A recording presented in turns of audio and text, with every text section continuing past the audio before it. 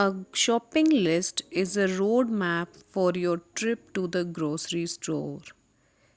It keeps you focused and ensure you don't forget anything essential. जी yes, जब भी आप पेंट्री ऑर्गेनाइजेशन के लिए जा रहे हैं तो उससे पहले अपने कैबिनेट्स में अपनी पेंट्री में ध्यान से देख लीजिए क्या चीज़ें ख़त्म हो गई हैं और क्या आपको ख़रीद के लेके आनी हैं।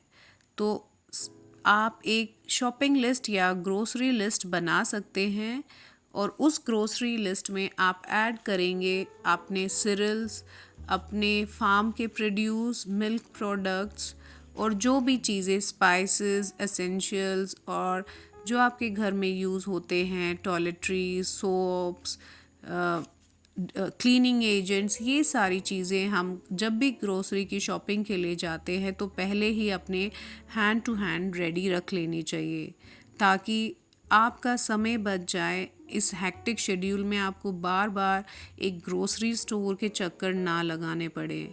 तो चलिए आज देखते हैं कुछ बहुत ही इम्पॉर्टेंट टिप्स जो हमें अपने माइंड में रखनी चाहिए जब भी हम अपनी ग्रोसरी की शॉपिंग के लिए जाते हैं।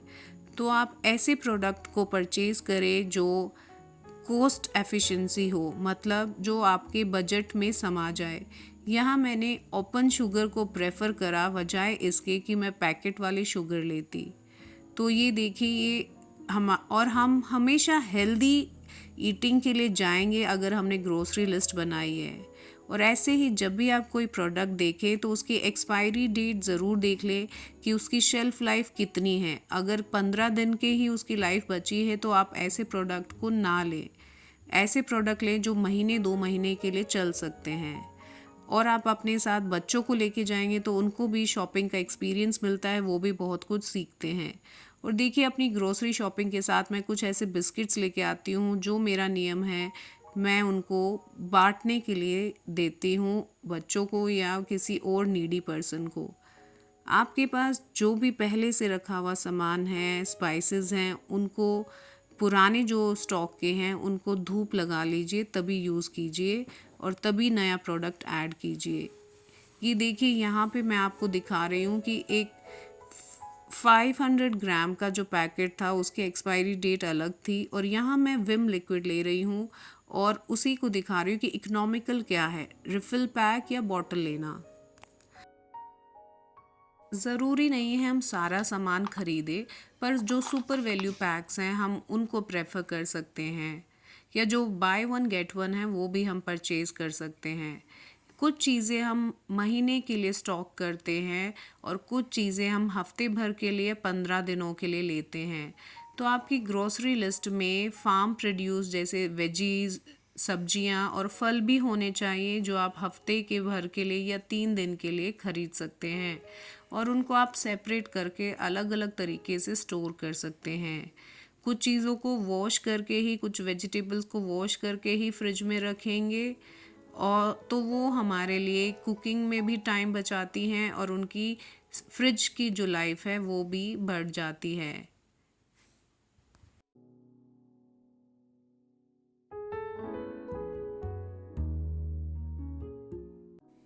हम अपनी ग्रोसरी को या वेजीज़ को कैसे स्टोर करते हैं वो भी हमारी समझदारी पे फोकस करता है और हम अपने पैसे बचा सकते हैं।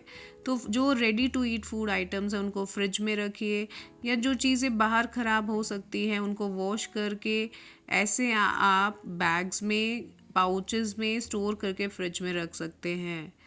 तो जब भी आप स्पाइसेस स्टोर कर रहे हैं या बाहर से मार्केट से लाए हैं तो कोशिश कीजिए उनको 1 घंटे की धूप लग जाए और तभी आप उनको रिफ़िल करें अपनी बॉटल्स में, जार्स में।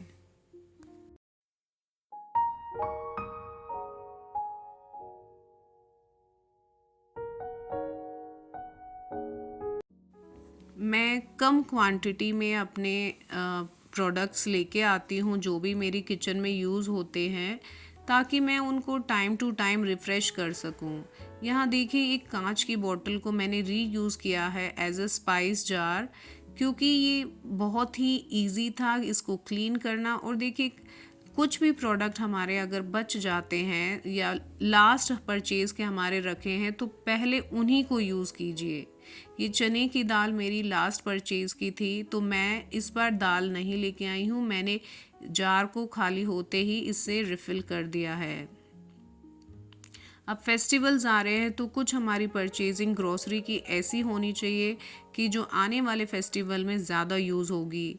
तो यह मैंने नारियल बुरादा लिया है और उसको मैंने एक ग्लास बॉटल में फिल कर दिया है, और बाकी जो पैकेट बचा है उसको मैं रबर बैंड लगा के फ्रिज में स्टोर करूँगी।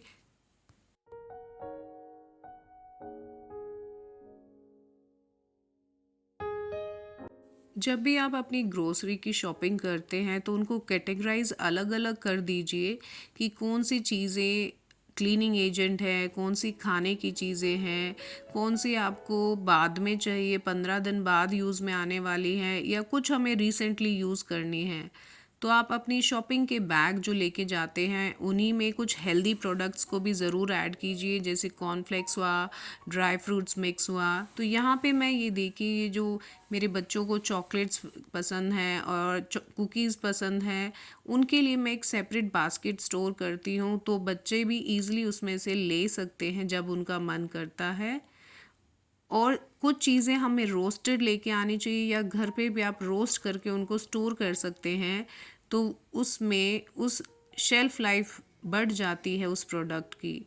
और जो भी ओपन आपके पैकेट्स बच जाते हैं उनको सेपरेट बास्केट में पेंट्री में आप ऑर्गेनाइज करके रख सकते हैं, और ध्यान रखें कि खुले हुए पैकेट्स को आप पहले यूज़ कर लें।